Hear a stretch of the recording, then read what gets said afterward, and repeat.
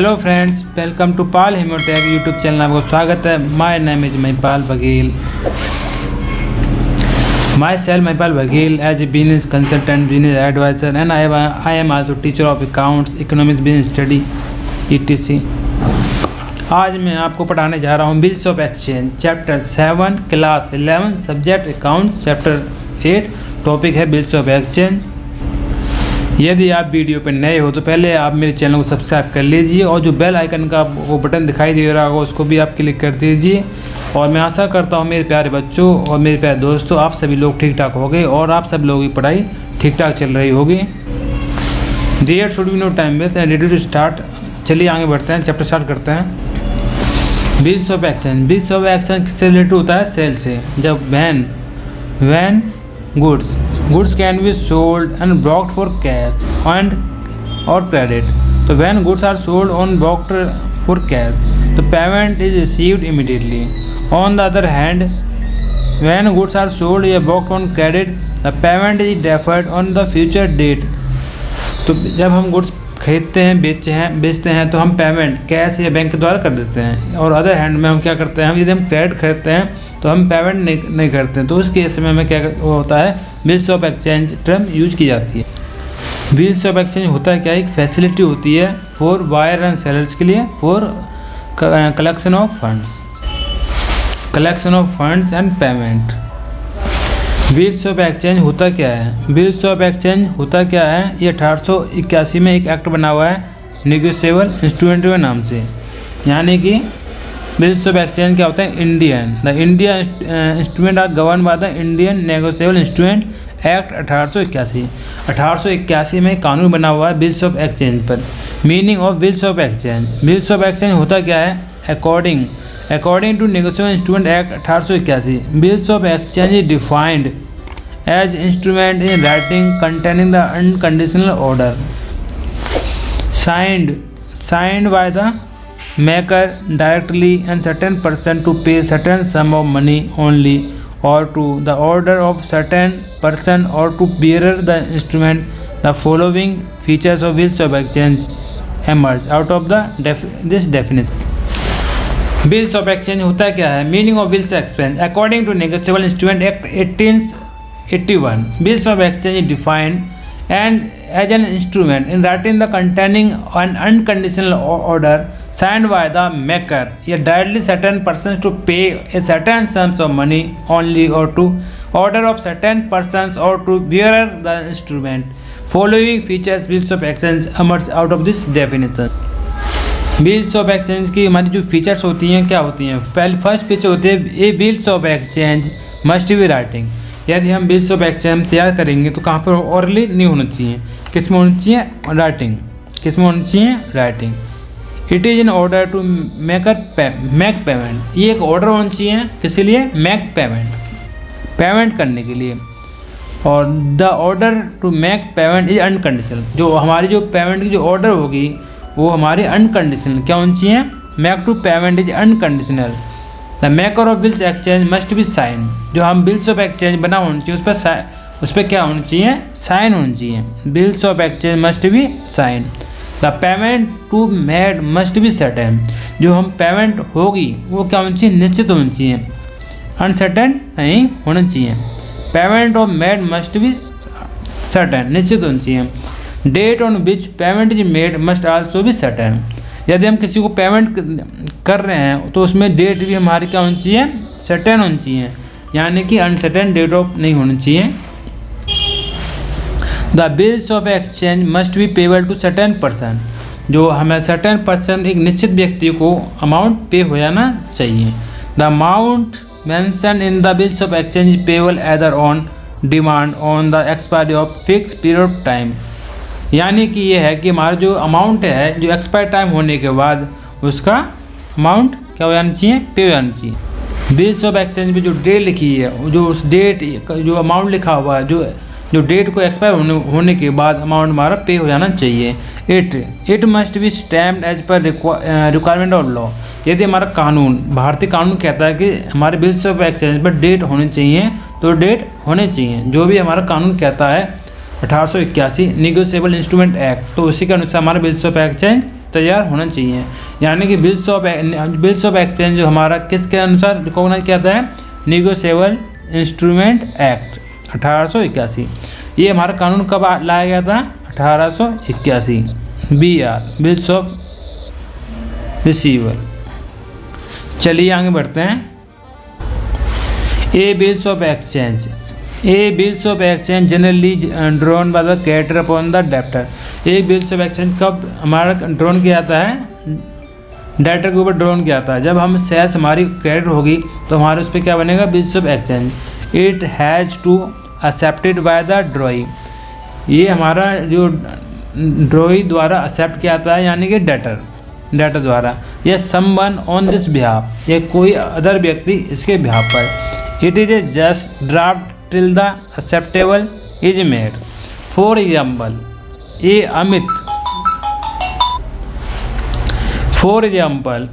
Amit sold goods to Rohit on credit for 3 month. यानी कि अमित, ये कौन है, अमित है। ये कौन है, अमित ने सोल्ड गुड्स करे हैं, सोल्ड गुड्स किसको करे हैं, रोहित। ये हमारा रोहित है। तो कितना अमाउंट्स का हमारा सेल करी है, 10,000 की सेल करी है। जो पीरियड वो कितना है, 3 मंथ्स। पीरियड हमारा 3 मंथ्स है। टू एंश्योर द पेमेंट, ये कह रहा है to ensure the payment on the due date Amit draw bills of exchange upon the Rohit 10,000 payable after the 3 months. इस वाले केस में क्या है, अमित रोहित को 10,000 रुपये का माल बेचता है फॉर 3 महीने के लिए।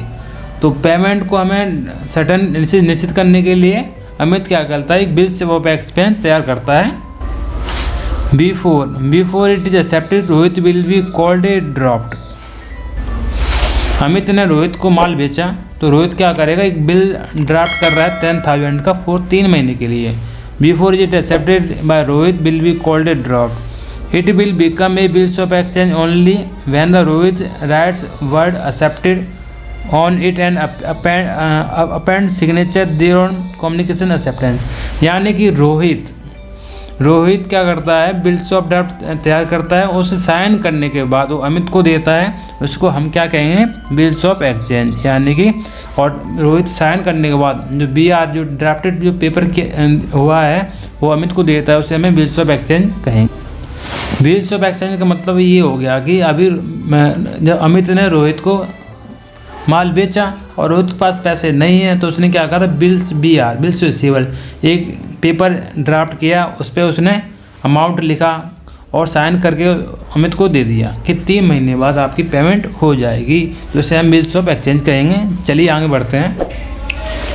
तो parties of bills of exchange. तो parties of bills of exchange में कितनी पार्टीज होती हैं, यानी कि पर्सन्स होते हैं। तो बिल्स ऑफ एक्सचेंज में हमारी 3 पार्टीज होती हैं। फर्स्ट क्या होता है हमारा ड्रॉवर, सेकंड क्या होता है हमारा ड्रॉई, थर्ड क्या होता है हमारा पेई। यानी कि बिल्स ऑफ एक्सचेंज में कितनी पार्टी होती हैं, 3। यानी कि फर्स्ट कौन होता है हमारा, फर्स्ट हमारा होता है ड्रॉवर। सेकंड कौन होता है हमारा, सेकंड होता है हमारा ड्रॉई। क्या होता है, ड्रॉई। और थर्ड कौन होता है हमारा, थर्ड होता है हमारा पेई। तो इसको 1 by 1 समझते हैं। तो ड्रॉवर कौन होता है, drawer is a maker of bills of exchange. Drawer वो व्यक्ति होता है जो कि बिल्स ऑफ एक्सचेंज को तैयार करता है। ए सेलर या creditor who is entitled to receive money, जिसको पैसे लेने हैं, from the debtor can draw a bills of exchange upon the buyer या debtor. The drawer after writing the bills of exchange has to sign it and maker the bills of exchange. Drawer कौन होता है, drawer वो व्यक्ति होता है जिसको पैसे लेने हैं, यानी कि बेचने वाला। तो वो साइन किससे करवाता है, ड्रॉई से करवाता है, वो अपने पास रख लेता है, उसे हमें बिल्स ऑफ एक्सचेंज कहते हैं। तो ड्रॉई कौन होता है, ड्रॉई is the person upon whom the bills of exchange drawn.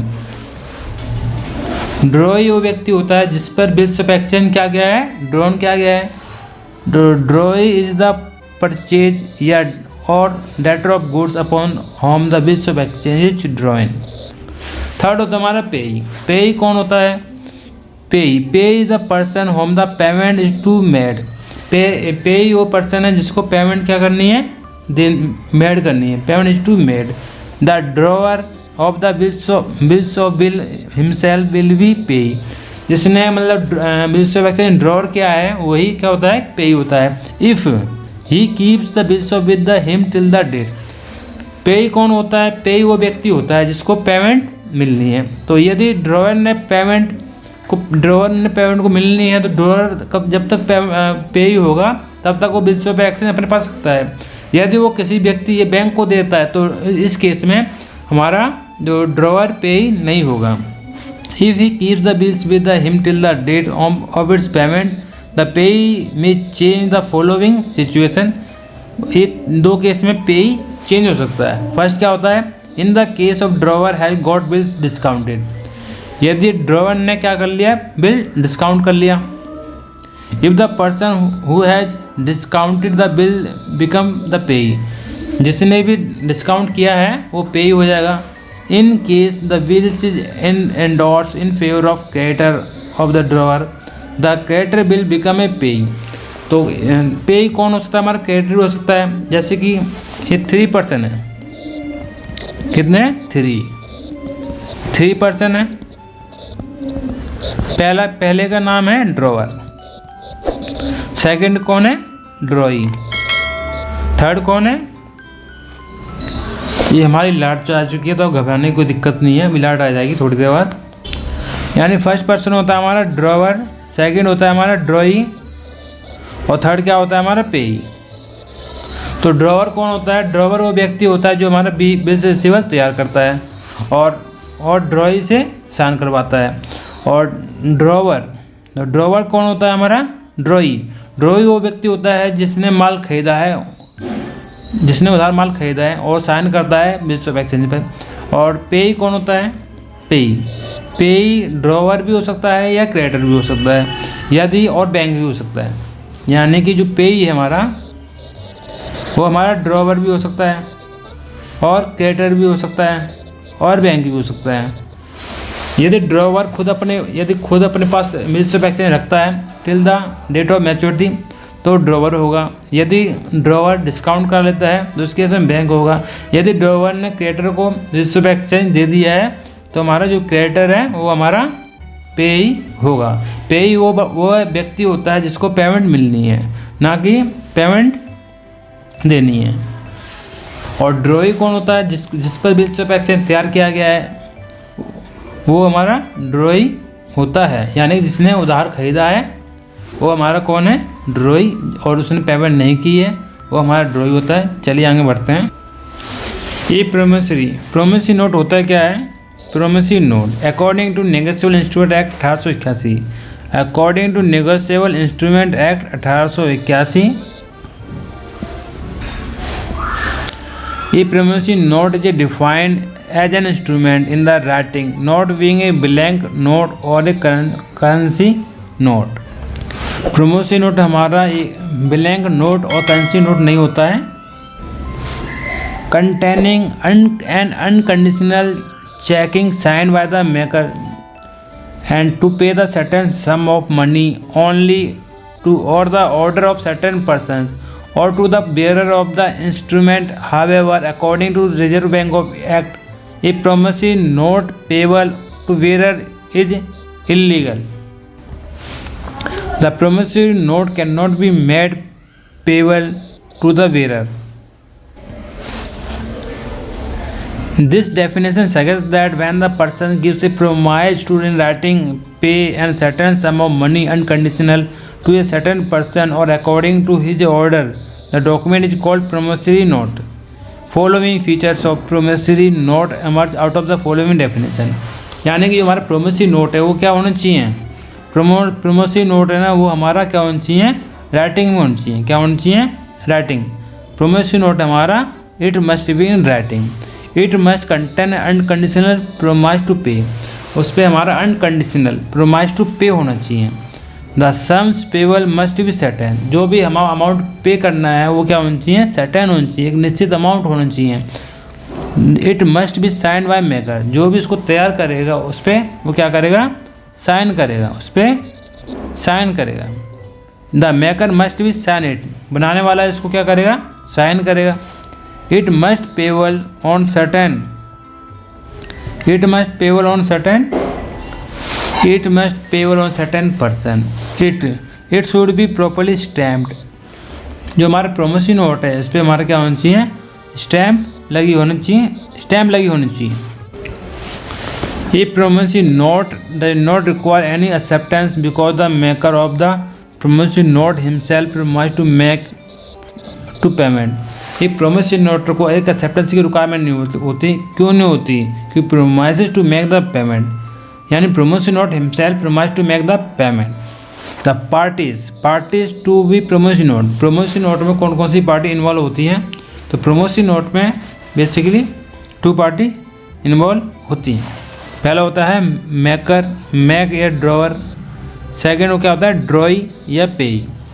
तो मेकर या ड्रॉअर, मेकर या ड्रॉअर कौन होते हैं, दे आर 2 पार्टी से प्रोमिसरी नोट, प्रोमिसरी नोट में हमारी 2 पार्टी होती हैं। पहला होता है मेकर बनाने वाली या ड्रॉअर, इज द मेकर या drawer is the person who makes the drawer promissory note to pay certain amount of specified promissory note, he is also called a promoter. Drawer या मेकर कौन होते हैं, खुद ही promise करते हैं कि मैं इतना अमाउंट सर्टेन अमाउंट पे करूँगा। और ड्रॉई या पेई, ड्रॉई या payee is the person in whose favour of promissory note is the drawn and he is also called a promisee. एक यानी एक होता है प्रोमाइजर जो वादा करता है कि मैं निश्चित समय पर इतना अमाउंट पे करूँगा, और एक कौन होता है ड्रॉई या payee. Payee the person whose favour of promissory note drawn, he is called a promisee, जिसके फेवर में प्रोमिसरी नोट बनाया गया है उसे हम प्रोमाइजी कहेंगे, यानी कि पेई कहेंगे। Generally a drawer is also payee, generally एक drawee is also payee unless it is otherwise mentioned in the promissory note.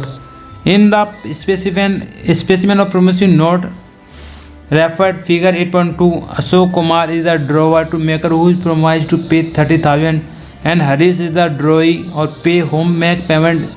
If Harish Chandra is this promissory note in favor of Rohit, Rohit will become to pay. If Harish Chandra gets promissory note is discounted from the bank, the bank will become a pay. चलिए आगे बढ़ते हैं। The distinction between the bills of exchange and promissory note. Both bills of exchange and promissory note are instrument on credit and are similar in many ways. However, there are certain basic difference between two. यानी कि जो हमारा bills of exchange है promissory note दोनों ही similar है, कुछ case में थोड़ा डिफरेंस है।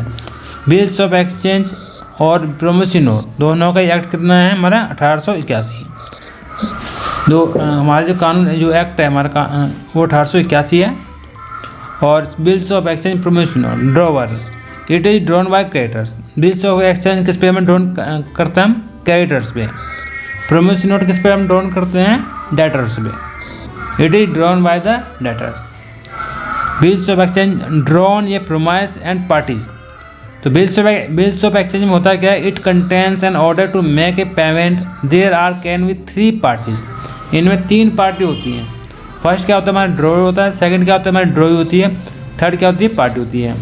प्रोमिसरी नोट में कितनी पार्टी होती हैं, 2। It contains a promise to make the payment, there are 2 only parties involve. First होता है हमारा ड्रॉवर, सेकंड होता है हमारा पेई। लाइट आ गई दोस्तों, अभी लाइट आई है मेरे प्यारे बच्चों दोस्तों। चलिए आगे बढ़ते हैं। एक्सेप्टेंस क्या होता है, it requires acceptance by the drawee या someone else on this behalf. Bills of exchange में क्या होता है, it requires acceptance by the drawee या someone else on this behalf. और हमारे प्रोमिसरी नोट में क्या होता है, it does not require any acceptance. Promissory note में एक्सेप्टेंस की रिक्वायरमेंट नहीं होती, क्योंकि बनाने वाला ही हमारा एक्सेप्ट कर रहा होता है। पेई क्या होता है, बिल्स ऑफ एक्सचेंज में ड्रॉवर या पेई can the same party. Bills of exchange में क्या होता है, हमारा ड्रॉवर पेई दोनों सेम पार्टी हो सकती हैं, एक ही व्यक्ति हो सकता है हमारा ड्रॉवर और पेई। किस केस में होगा, यदि हमारा ड्रॉवर एंड तक बिल्स ऑफ एक्सचेंज अपने पास रखता है टिल द मैच्योरिटी, तो हमारा क्या होगा, सेम होगा। यदि किसी को डिस्काउंट करा लेता है या इन फेवर ऑफ ट्रांसफ़र करता है क्रेडिटर को, तो हमारा पार्टी अलग हो सकती है। और इसमें क्या होता है, हमारा drawer can not be same, इस वाले केस में क्या होता है, सेम नहीं होता। ड्रॉवर कैन नॉट बी पे ऑफ द इट, यानी कि हमारे ड्रॉवर बिल्स ऑफ एक्सचेंज में ड्रॉवर हमारा पे नहीं हो सकता। नोटिस में क्या है, बिल्स ऑफ एक्सचेंज में in the case of dishonour due to notice of dishonour is to be given by the holder of the drawer. इसमें क्या है, no notice needs to be given in the case of dishonour. इसमें यदि discount हो जाए तो कोई notice देने की आवश्यकता नहीं है। चलिए आगे बढ़ते हैं। Advantage of bills of exchange, हमें बिल्स ऑफ एक्सचेंज बनाने के हमारे क्या क्या फ़ायदे होते हैं। तो advantage of bills of exchange हमारा क्या होता है, advantage of bills of exchange, तो bills of exchange as instrument of credit are used frequently in business because of the following advantage. नीचे दिखे हैं काफ़ी सारे एडवांटेज। फर्स्ट होता है हमारा फ्रेमवर्क ऑफ रिलेशनशिप, सेकेंड क्या होता है हमारा certainty in terms and condition, third क्या होता है हमारा कन्वीनियंट मीन्स ऑफ क्रेडिट, मतलब आसानी से हमें उधार मिल जाता है, यानी कि फ्रेमवर्क ऑफ रिलेशनशिप। हमारा ये बिल्स ऑफ एक्सचेंज होता है का एक रिलेशनशिप होती है। A bills of exchange represent by device which provide a framework to enabling the credit transaction between the seller and creditor and buyer and और debtor on agreed basis.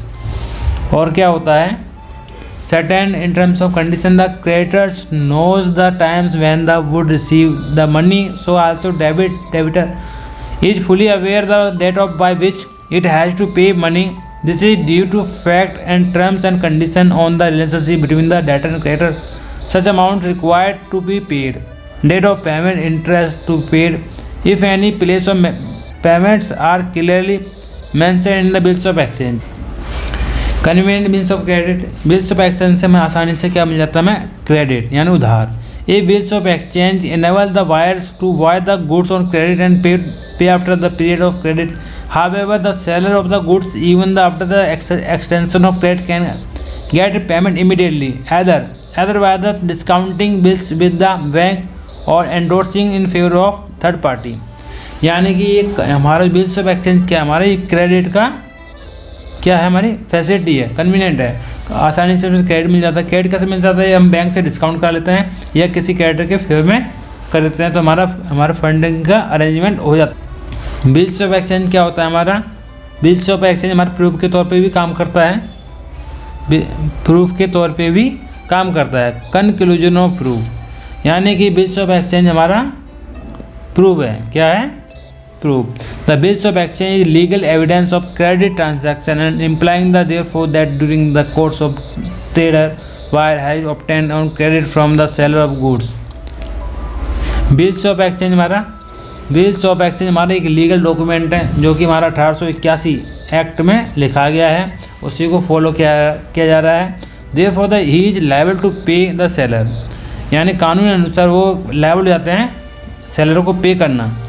In the event of refusal making the payment, यदि वो मना करता है payment करने से, तो law requires the creditors to obtain certificate from the notary to make a conclusion evidence of that happening. यानी कि हमें नोटरी वाले से हमें क्या करना पड़ता है, इसको हमें सर्टिफिकेट प्राप्त करना पड़ता है। यानी कि बिल्स ऑफ एक्सचेंज हमें कंक्लूजन प्रूफ के तौर पे हमें देखा जाता है, ये हमारा प्रूफ है। 1881 हमें लीगली राइट्स मिलते हैं क्योंकि हमें पेमेंट कलेक्शन करने की। ईजी ट्रांसफरबिलिटी, यानी बिल्स ऑफ एक्सचेंज आसानी से आपस में ट्रांसफ़र कर सकते हैं। ए डेब्ट can be settled bye transferring bills of exchange through endorsement and delivery. यानी कि हमारे पास एक बिल्स ऑफ BR है, तो हम क्या यदि हमें किसी का पैसा देना है तो हम उसको पैसे के तौर पर बिल्स ऑफ एक्सचेंज ट्रांसफ़र कर सकते हैं आसानी से। Maturity of bill, maturity bill क्या होती है, एक मैच्योरिटी डेट होती है जो कि फिक्स होती है, सर्टेन होती है। The term maturity refers to date on which bills of exchange promise note, यानी कि हमारा जो एक्सचेंज और प्रोमिसरी नोट पे एक डेट होगी, note becomes a due for the payment, क्योंकि उस डेट पे हमें क्या करना है, हम पेमेंट हमें करनी है। In allowing the at the maturity date 3 days known as days of grace, यानी कि हमारी मैच्योरिटी डेट, यदि हमारी मैच्योरिटी ख़त्म हो जाती है तो हमें 3 दिन मिलते हैं ग्रेस के। Must be added to the date of which period on the credit expire of instrument is payable, यानी कि हमने 3 महीने का बिल्स एक्सचेंज बनाया है, बिल्स रिसीवर, तो यानी कि जो 3 months प्लस 3 days ये हमारा डेट ऑफ मैच्योरिटी बिल की डेट होगी। Thus if a bill dated 5 March is payable 30 days after the date falls due to 7, यानी कि हमने एक बिल हमने काटा, 30 दिन हमने टाइम दिया है, तो वो क्या होगा 7 अप्रैल को 33 days, यानी कि 30 + 3 कितना हो जाएगा 33 days March on March 05। If it were payable on 1 month after date the it due date would be 8 April. 1 month and 3 days after 05, however, where the date of maturity is public holiday, the instrument will become on due date on preceding business day. The 1 month and 3 days after March 2017, however, where the date of maturity is payable holiday, the instrument will become due on preceding business day. Preceding business day in this day. In the case of 8 April, the falls on public holiday on the 7th will be maturity date. कभी कभार क्या होता है हमारा public holiday पड़ जाता है, उस केस में हमारी मैच्योरिटी हमारी 3 days हमारी ग्रेस के मिलते हैं, तो यानी कि एक दिन पहले की हमारी ड्यू डेट हो जाएगी। What when an emergency holiday is declared under the Negotiable Instrument Act 1881 by the Government of India, which may happen to the date of maturity of bills of exchange, then the date of maturity will be working day immediately after the holiday. Working day immediately after the holiday. For example, the government a holiday 6 April, which happened to day on which the drawn by Gupta and Verma. कभी कभार क्या होता है हमारा public holiday होता है, तो उस केस में क्या होगा, उस केस में हमारी एक दिन पहले की होगी, और कभी कभार क्या हमारे जो हॉलीडे होते हैं गवर्नमेंट हॉलीडे होते हैं, उस केस में हमारी जो नेक्स्ट डे हमारी मैच्योरिटी डेट होगी। यानी कि कभी कभार क्या होता है हमारा संडे पड़ जाएगा, तो इस केस में क्या होगा, उसमें जो शनिवार को होगा, तो यानी कि जो 3 days ग्रेस के मिलते हैं उसमें एक दिन हमारा कम हो जाएगा। और संडे की जगह कभी कभार क्या होता है हमारा मतलब गवर्नमेंट हॉलीडेज होते हैं जैसे होली दिवाली, तो उस केस में क्या होगा जो अगला दिन होगा वो हमारा ड्यू डेट होगी। तो डिस्काउंटिंग बिल्स ऑफ एक्सचेंज होता है क्या है, यदि हम ड्रॉवर जिसके पास बिल्स होता है वो डिस्काउंट कर लेता है। If the holder bill needs to funds, यदि जो बिल्स ऑफ एक्सचेंज जो होल्डर है बिल्स ऑफ उससे फंड्स की रिक्वायरमेंट होती है, if the holder bills of needs a fund, तो he can approach to bank and encashment, उसको क्या करा लेता है, कैश करा लेता है of the bill before the due date से पहले। The bank sell makes the payment bill after deducting some interest, bank क्या करता है, बैंक पेमेंट कर देता है। The bank shall make the payment of bills after deducting some interest, सब interest काट कूट के उसको पेमेंट कर देता है, कॉल्ड ए डिस्काउंट, यानी कि जो भी डिस्काउंट रेट है डिस्काउंट काट के उसको पेमेंट करता है। In this process the encashment bills with the bank is called discounting bill. The bank gets the amount from the drawee on the due date. The due date आने पर bank क्या करता है, ड्रॉई से फुल अमाउंट चार्ज करता है। Endorsement bill क्या होता है, एंडोर्समेंट बिल एनी होल्डर और main transfer bill unless the transfer is restricted, जब तक कि कोई रेस्ट्रिक्शन ना लगे तो होल्डर ऑफ बिल पैसे वो क्या कर सकता है, ट्रांसफ़र कर सकता है। Any holder may transfer the bill unless it is transfer is restricted, the bills has been negotiating containing words prohibited of transfer. This bill can be initiated. The endorsement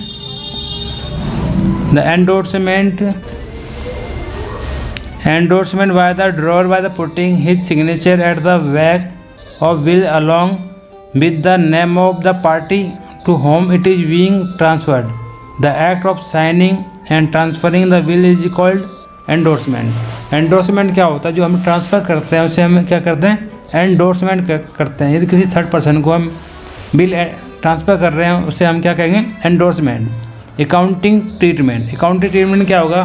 for the person who draw the bills of exchange get its back after the due acceptance. It is the bill receivable for the persons who accept the bill. It is a bills payable. In case of promissory note, for the maker, it is bills payable and the person in whose favor promissory note is drawn. It is a bills received, bills receivable after the assets and bills payable, liables, bills not used interchangeable. Hi friends. यदि आपने मेरा अभी तक channel subscribe नहीं किया तो subscribe कर लीजिए। और चलिए आपको नेक्स्ट वीडियो मिलते हैं। Bye bye.